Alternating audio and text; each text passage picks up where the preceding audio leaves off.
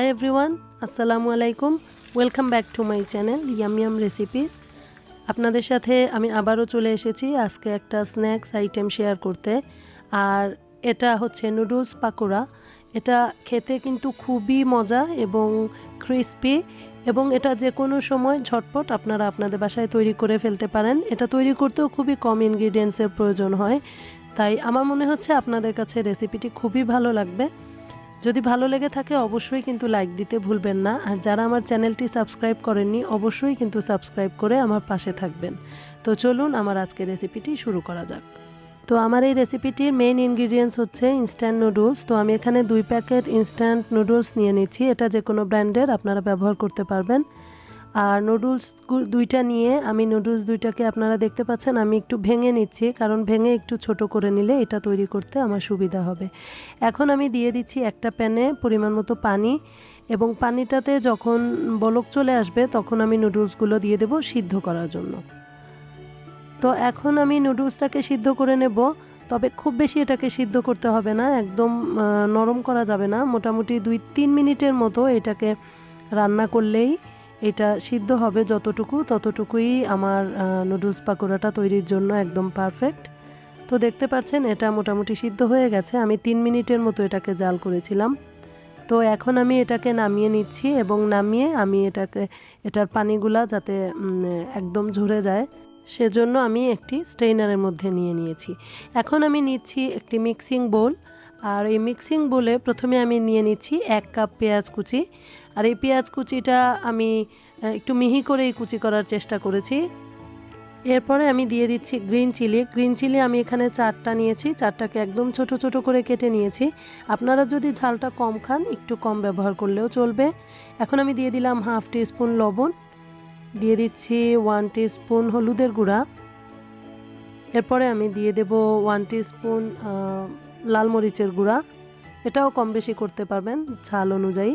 এখন দিয়ে দিচ্ছি 1 টিস্পুন ধনিয়ার গুঁড়া এবং 1/2 টিস্পুন জিরার গুঁড়া দিয়ে আমি খুব ভালোভাবে এগুলাকে মিক্স করে নেব।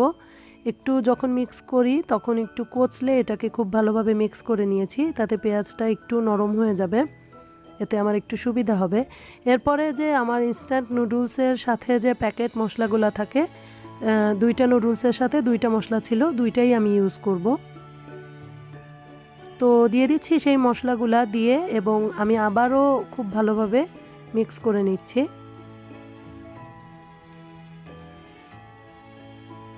তো মিক্স করা হয়ে গেছে। এখন দেখতে পাচ্ছেন আমি যে নুডলসটা রেখেছিলাম পানিটা একদম ঝরে গিয়েছে। তো আমি নুডলসটা দিয়ে দিচ্ছি। নুডলসটা দিয়ে আমি আবারও মিক্স করে নেব। তবে এই মিক্স করার সময় খেয়াল রাখতে হবে খুব বেশি চেপে চেপে মিক্স করার দরকার নেই, হালকা হাতে নুডলসগুলোর সাথে মশলাটাকে মিক্স করে নিতে হবে।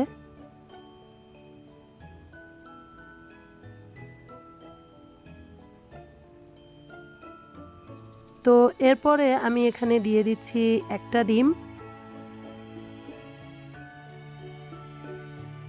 তো ডিমটা দিয়ে আমি আবারও খুব ভালোভাবে সব কিছুকে একসাথে মিক্স করে নেব। খুবই আলতো হাতে এটা করতে হবে, খুব বেশি চাপাচাপি করে করা যাবে না।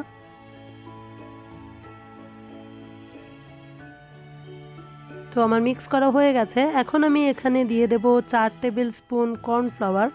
এক্ষেত্রে আপনাদের বাসায় যদি কর্নফ্লাওয়ারটা একান্ত নাই থাকে সেক্ষেত্রে আপনারা ময়দা বা বেসন ইউজ করতে পারেন, তবে কর্নফ্লাওয়ারটা হচ্ছে বেস্ট।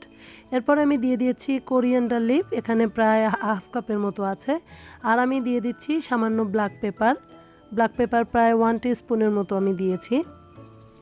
তো দিয়ে এখন আমি সব কিছুকে ফাইনালি আবারও মিক্স করে নিচ্ছি খুব ভালোভাবে।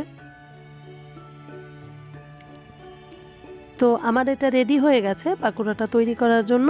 তো আমি চলে যাচ্ছি আমার নেক্সট স্টেপে পাকোড়াগুলো তৈরি করে নিতে। আমি নিয়ে নিচ্ছি একটি প্যান মিডিয়াম হিটে, এবং দিয়ে দিচ্ছি তাতে পরিমাণ মতো তেল।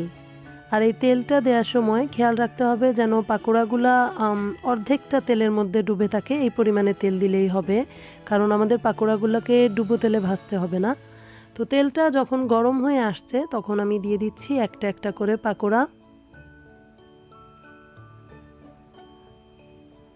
তো আমি পাকোড়াগুলো দিয়ে আমি এগুলাকে ভেজে নেব হচ্ছে লাইট ব্রাউন কালার করে। আর আমি এটাকে উল্টে পাল্টে ভেজে নেব অ্যাজ ইউজুয়াল যে কোনো ধরনের পাকোড়া আমরা যেভাবে নর্মালি ফ্রাই করে থাকি সেভাবেই। তো আপনারা দেখতে পাচ্ছেন আমার এক পাশটা হয়ে গেছে, আমি এখন এটাকে উল্টে দিচ্ছি। দেখতে পাচ্ছেন খুব সুন্দর একটা কালার এসেছে।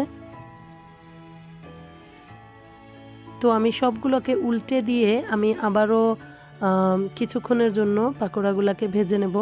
তবে অবশ্যই খেয়াল রাখতে হবে এ সময় চুলার হিটটা কিন্তু লো মিডিয়ামে রাখতে হবে এবং আস্তে আস্তে করেই পাকোড়াগুলো ভাজতে হবে। যদি তাড়াহুড়া করে চুলার হিটটা বাড়িয়ে দেওয়া হয় সেক্ষেত্রে উপরটা পুড়ে যাবে, কিন্তু এটা ক্রিস্পিও হবে না আর খেতেও কিন্তু একদম ভালো লাগবে না। তাই চুলাটাকে লো মিডিয়াম হিটে রেখে আমি সবগুলা পাকোড়াকে ভেজে নিয়েছি এবং আমি এখন একটা কিচেন টাওয়ালের উপরে পাকোড়াগুলোকে তুলে নিচ্ছি যাতে সমস্ত তেল খুব ভালোভাবে কিচেন টাওয়ালটা শুষে নিতে পারে। তো হয়ে গেছে, এখন আমি এটাকে সার্ভ করে দিব। আশা করছি আপনাদের কাছে আমার আজকের রেসিপিটি ভালো লেগেছে। আপনারা দেখেই বুঝতে পারছেন এটা কিন্তু খেতে খুবই ক্রিস্পি এবং খুবই মজা। উপরটা ক্রিস্পি বাট ভিতরটা কিন্তু সফট। আর আপনারা এটাকে টমেটো কেচাপের সাথে অথবা যে কোনো ধরনের সসের সাথে পরিবেশন করতে পারেন। আমার কিন্তু খুবই ভালো লাগে, আশা করছি আপনাদেরও ভালো লাগবে। আজ তাহলে বিদায় নিচ্ছি, সবাই ভালো থাকবেন, আমার জন্য দোয়া করবেন আর অবশ্যই নিরাপদে থাকবেন। আল্লাহ হাফিজ।